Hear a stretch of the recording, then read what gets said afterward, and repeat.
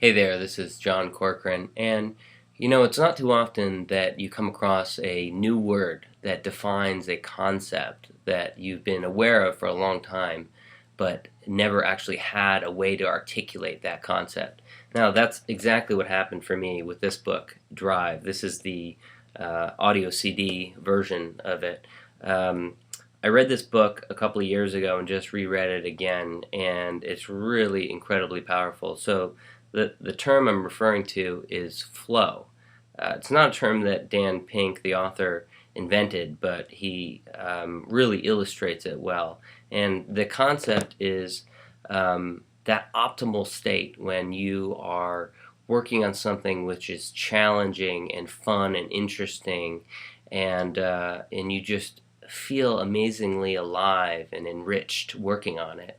And he actually argues that you can achieve this optimal state often when you're working, in which it's a bit of happiness that is actually much better than you even would get on weekends or in your free time, because of the level of challenge that you get for it.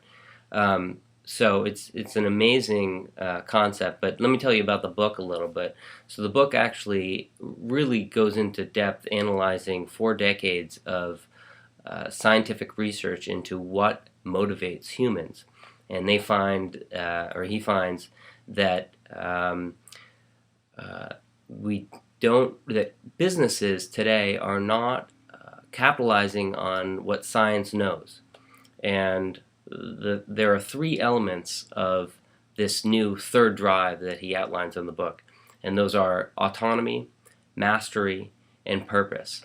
And he argues very forcefully, very effectively, that if you can capitalize on those 3 motivators, autonomy, mastery, and purpose, that you can create a much more effective business. And he actually gives great examples of these companies that are real counter-revolutionaries compared to the way most companies manage their employees, and some of them really allow people to have great autonomy over their time, over their tasks, over their techniques, how they do their jobs, even who they work with in terms of other employees.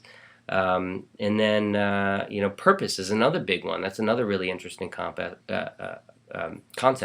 because it talks a lot about these new companies, like Tom's Shoes is one of them, that are not exactly nonprofits and they're not exactly for profits, but rather they use profit as a means of achieving a greater purpose.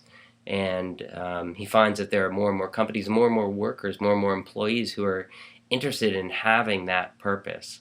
And too often companies don't give a greater purpose, or don't define a greater purpose for their state of being, and sometimes it's not that difficult to do.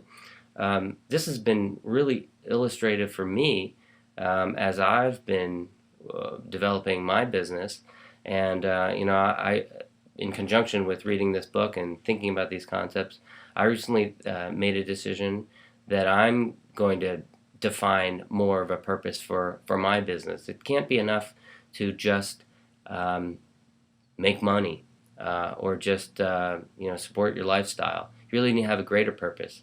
And one of the things I'm going to be doing in the next year is participating in 1% for the Planet, which is a nonprofit that asks companies to give 1% of their revenues to environmental causes. And I think that's a great thing. That's something I really believe in. And I think it creates a greater purpose out of my business. So that's an example of how you can take a business and give it a purpose.